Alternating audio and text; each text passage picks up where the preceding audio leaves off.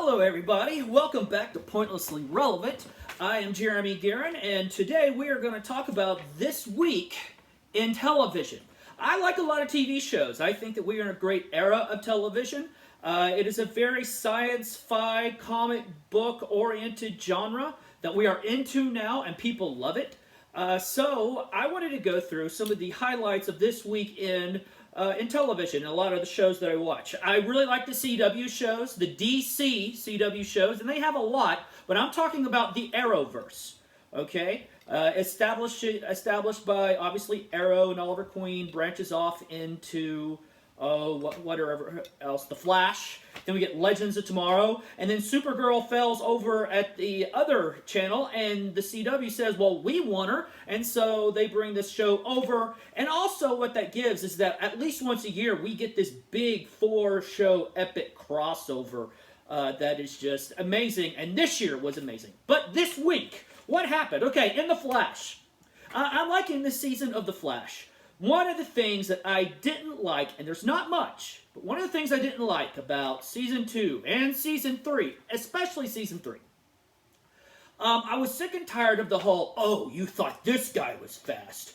This new threat is even faster. If it's not Reverse Flash, it is the Black Flash. And if it's not Black Flash, then it is whatever his name was, the Speed God. I can't even think of the name offhand. Point being is that I was tired of speedsters. Okay, give us a main overarching villain that is not the next super fast person. And that's what they did in DeVoe. DeVoe has been a great bad guy. We're still not sure what his end game is, but he has done some hideous things. He's framed Barry and sent him into prison where we got to see Goldberg, which was awesome, always a great thing. He has taken the powers of several people who were in a bus that was hit by dark matter that was the result of Barry coming back from the Flash, from the Speed Force. Excuse me. We've got more characters, okay? We've got Killer Frost is more of a character now. You've got her being able to use her powers. We've got Vibe. And also, we've added Ralph Dibny, another hilarious character. He was a cop gone wrong. A private detective. Becomes a private detective. And then, quite frankly, loses himself a little bit. But he becomes the elongated man, and through training through Barry Allen and the Flash and Team Flash, he starts to become a superhero, and he becomes the superhero for a while when the Flash is sent away to prison. And all kinds of great storylines there. DeVoe has killed many of the metas, including the good ones. He has changed bodies a couple of times. That's how he actually framed the Flash. He has done so many hideous things, and now he's going from body to body, and he's got a whole assortment of superpowers that he takes with him to each body, though it seems that his mind is starting to deteriorate. He's the Thinker, from what I understand, from DC Comics. But I love having a non-Speed Force guy. This week he went after another meta, and took her body in the end. But this was a big moment for Dibny, the elongated man. For one thing, he's got a cool costume. And to see him standing next to Vibe and the Flash, getting ready to, spear off against the Thinker, or whatever you would call him at this point, DeVoe, Super DeVoe, whatever. It was really, really cool, all right? There was a tragic moment because he really fell for this girl, and he wanted to protect this girl, and he promised this girl, hey, I'm going to protect you. He doesn't like country music, but she's a country music singer, and she's about to make it big. She's got sonic powers, and she refuses the training that the Flash wants to offer because she can hurt DeVoe. And in this tragic moment, and obviously, hey, spoiler alert, I should have said that at the beginning. At this tragic moment, well, she doesn't make it. In fact, DeVoe puts up a force field where the Flash and elongated man, Dibny, cannot get through. And right on the other side is this young lady. And he just says, look at me. Don't stop looking at me. And they stare into each other's eyes as DeVoe downloads himself into her body, which in essence does kill her. This tears him up. this is one of the first major, real, serious things that he's had to deal with because he's a funny character. Now, I hope that they don't continue down this road where they want to be as dark as Arrow. No, The Flash, we need drama, okay? We need story. Well, I understand that. We need character development, but at the same time, I hope it doesn't lose itself too much with making sure that every character is depressed despite all of their powers. But we have a serious threat to deal with, and Team Flash is growing. Especially with the elongated man. Really good episode. I'm enjoying this season. Arrow, season 6, I've also enjoyed.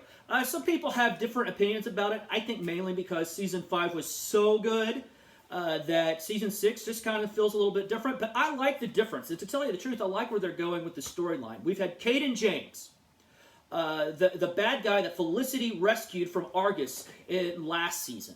Caden James has done all this terrible stuff, but fine because he believes that the Arrow has murdered his son. Well, the Arrow didn't. Oliver didn't, and they proved it to him, and he wanted to destroy the city anyway. They stop him. He gets thrown in jail, and then we find out that some other guy, I don't even remember his name, but still, some other big gangster person, he was behind the whole thing, and he's starting to run things. But beyond that, there's other storylines going on right now. And the one right now, I'm kind of enjoying because I like the whole Civil War type of mentality. There is Team Arrow, and there is basically Team Mr. Terrific, okay? In Season 5, we added Wild Dog, we added a new Black Canary, we made Mr. Terrific become Mr. Terrific, and this year, they get so angry with Team Arrow because of the oversight that they had been spying on them, that they break off and start to do their own thing. And at first, they're cool, okay? Oliver's cool with them. He's cool. They're pretty much cool with him. Oliver says, I'm proud of you guys. Do your own thing, since evidently trust is broken for right now. Do your own thing and let us know how we can support you. All right, but that's not where we are now. Oh, no, because you see, Vigilante turned out to be the Black Canary's boyfriend, all right? And beyond that, he ended up teaming up with Caden James. But the whole thing was a ploy because he wanted to take down Caden James. And Caden James had Black Siren murder him in front of the Black Canary. Okay, so what does that mean? Black Canary wants Black Siren, the Laurel from Earth 2, dead. Okay? Well, that's an issue because you've obviously got a strong ties because she looks like Laurel. She technically is Laurel. She could become Laurel. But the big thing is that in this episode we find out that Laurel has taken like the hundreds of millions of dollars that was extorted from Oliver from Star City was extorted from them by Caden James. Laurel knows where it is. Black Siren knows where it is. So Oliver needs Black Siren. All right, his partners want Black Siren to change. Black Canary doesn't care about that. She wants justice. Really, she just wants to kill her. All right, so what's going to happen? There's this big tense-filled moment, and it starts with this great moment. All right, where Mr. Terrific says, "Well, I can track them." But in order to do that, I've got to mess with the chip that is in the arm of Diggle, because Diggle has to use this medical chip that they put in there to keep him from suffering from the shrapnel pain. Well, they trigger it, it debilitates him, it hurts him, but they're able to track. And that's the big start of the volley. The battle between these two teams is very emotional.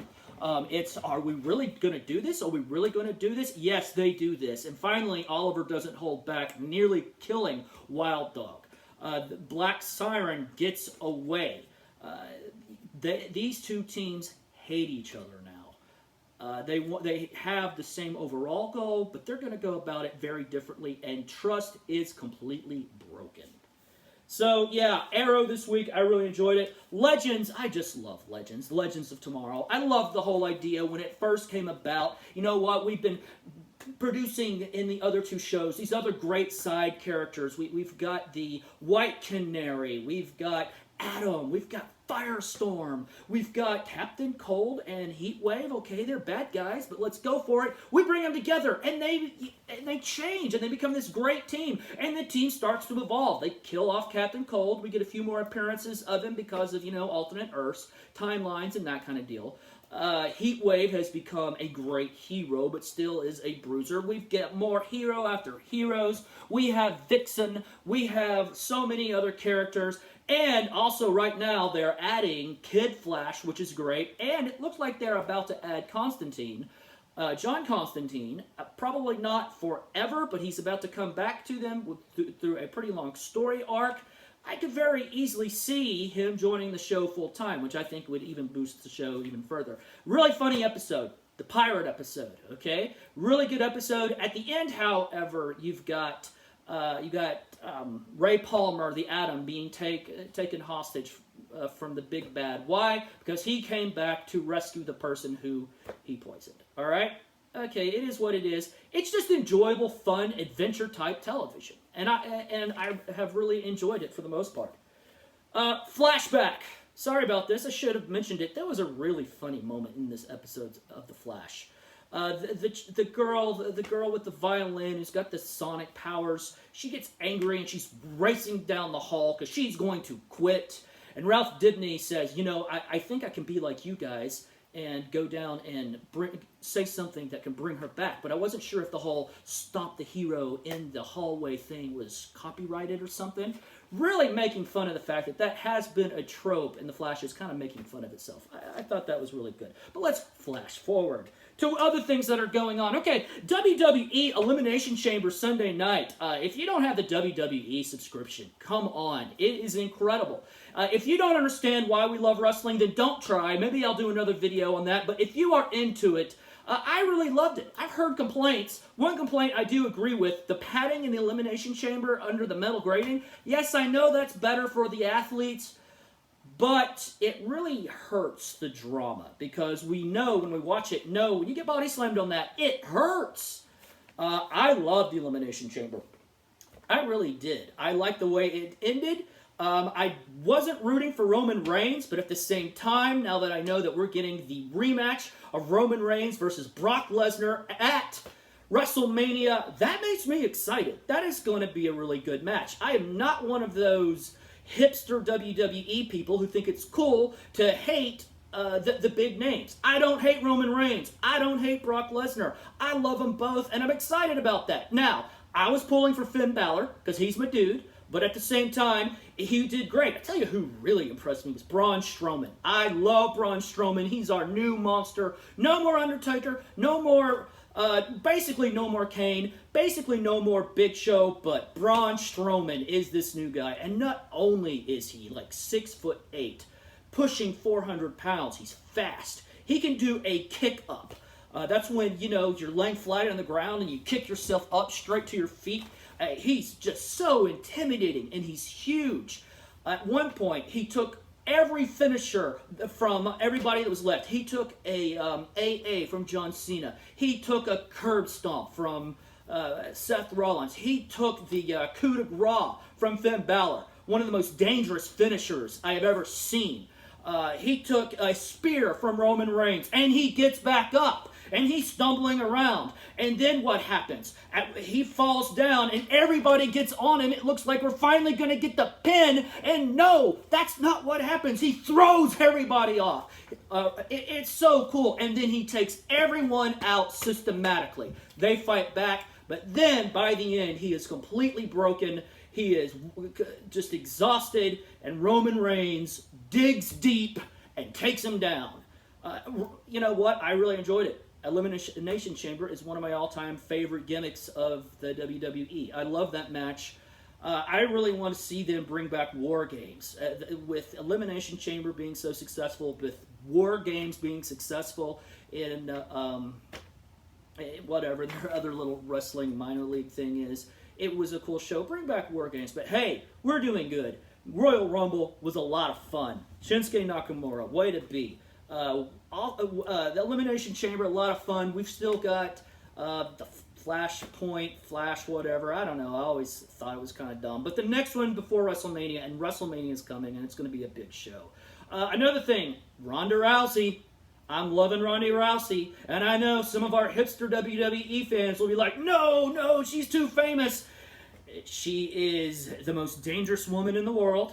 At her height, of her career. She was the most dangerous woman in the world and was that for a good long while. She was absolutely amazing. She's super athletic. She wants to be there, and she's there. And I think that's going to give a great dynamic. I can't wait to see what the match is at WrestleMania with Ronda Rousey. I don't know if we're ready for Ric Flair's daughter and her. I'm not sure we're ready for that yet, but that will be coming down the pipeline. That's going to be really cool. Elimination Chamber, great job. And now it's time to get a little bit personal with this week's episode of The Walking Dead. I love The Walking Dead. I read the comic books long before it came out. That was one of those things where I read the comic books and I'm like, oh yeah, everybody's going to love this show.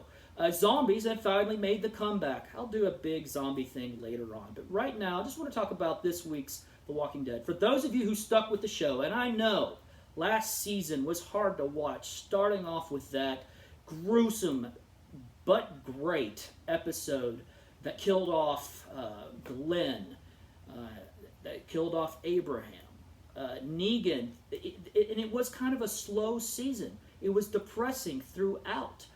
Yeah, it was cool to meet Ezekiel and Shiva and all this and that, but it was slow and depressing. Not everybody could make their way through that. I loved it because, quite honestly, I loved that storyline. I thought that they stretched it out too much. Absolutely, I do. But at the same time, it definitely didn't lose me. I enjoyed it. I enjoyed it in the way I liked the story. Not in I liked seeing my favorite characters emotionally being destroyed, but I love the psychology and the character development that it creates. And then the coming together of these forces there at the end. I love that about the show. This is one of my all-time favorite TV shows. You know, I'm a dad. You guys have seen Jackson a lot. I'm not sure if you've seen Finley. We'll make sure to get her up here. But Jackson is my 6-year-old son, and I love him to death. He is amazing. So for all you dads out there, you understand what I'm about to talk about if you saw this week's The Walking Dead. Whoever you are, I hope that episode affected you in some way, but I totally get that the younger audience might not understand what I'm talking about completely. Okay? But as a dad, watching Carl die was hard. Not just because you loved Carl. And don't get me wrong, I really respect Chandler Riggs. We've watched him grow up in the show. Was he always my favorite character? No, but he definitely grew on me. Carl in the comic books is just iconic, by the way. I hate that we don't get to see that. And I've heard it's because of financial reasons. You know, he becomes 18, he can get more money elsewhere, and they say, nope. Could there have been better compromise between the two parties? Maybe, but let's just talk about the episode, because I have not been as emotionally distressed over watching anything, a movie or a television show or a play. I've had emotional moments through those arts. We all have. We've all had those moments. That movie that just really, really made us emotionally distraught. I'll even say it, cry. Affect us later. Titanic, okay? Yes, I went there. That was it for a lot of people. Hey, My Girl, you remember that? I don't watch, I don't even know what the show's called, but yeah, you know, it's not ER, but it's that other TV show about the doctors and the hospitals and everything. I heard that there was a couple of big tearjerkers there. Sorry if I butchered one of your favorite shows. I don't even know what it's called, but you know what I'm talking about. TV, everything. We've had emotional moments. I've never been as emotionally torn apart by this. Because you feel for Rick. And if you watch that video where it shows Carl growing up on The Walking Dead, that makes it even harder. That makes it even harder because you almost can't help but say, was it all pointless? Hey, you remember when he got shot in season 2? And all this major drama and people dying to keep him alive? Was that pointless? You remember when he got shot a couple of seasons ago in the eye. Happened in the comic books just the same way. And Rick risks everything. All right, he runs him in to the doctor's office, and they're going to try their best to save his life. But he got the attention of the army of walkers that have gone throughout Alexandria. So he goes off and takes them one by one. Oh man, I got to review that episode. But was it pointless? I don't think so. Because in a day of an apocalypse, if you get one day, one good day to live, you got to really be thankful for that. As a minister, a lot of people don't know that's what I do full-time. I am a full-time youth minister at a Church of Christ in Raleigh. As a minister, that really relays into my life and the way that I see things as well. Some of the things that were said in that episode. Rick believing that he's just completely let Carl down, and Carl has to educate Rick again. You see, Rick says, no, Carl, all this stuff I built was for you. My job as a father is to protect you. Dads, we understand that. But then Chandler Riggs, brilliant performance, looks at him and says, no, your job was to love me. And that's what you did. I became the man I am because of you. Wow. The Walking Dead has taken us from inspirational to terrifying to humor to disgust, but has provoked every emotion that we could possibly feel. And this was a devastating episode. How is this going to go from here? How does Rick react? Because in the end, he now wants to make Carl's dream of peace come true. But there still has to be war with the Saviors, with Negan's compound. What is that going to mean? The way I see it is, yes, there needs to be war so there can be peace. When the war is done, if Saviors, even if it's Negan, gives in, don't just murder them. Don't just get your revenge. Let there be peace. Maybe they could pay for their punishment, build up a jail cell, have community service, that kind of deal. I don't know. I mean, you can't really pay back everything that Negan has taken away. But do you really have to have revenge? It's an interesting thing, and it also brings up some interesting dynamics when you talk about executing people. But Rick wants this vision of his sons, of peace, to come to fruition, but he still has to go to war. So I'm really, really interested to see how that affects his character dynamic going forward. If you read the comic books, and I'm not going to do this spoiler right now, but eventually I will. If you've read the comic books, you know that potentially really awesome things are coming because of this. All right, so that is This Week in Television. I hope that you got a lot of good insight. Remember, everybody, stay pointlessly relevant and have a wonderful day.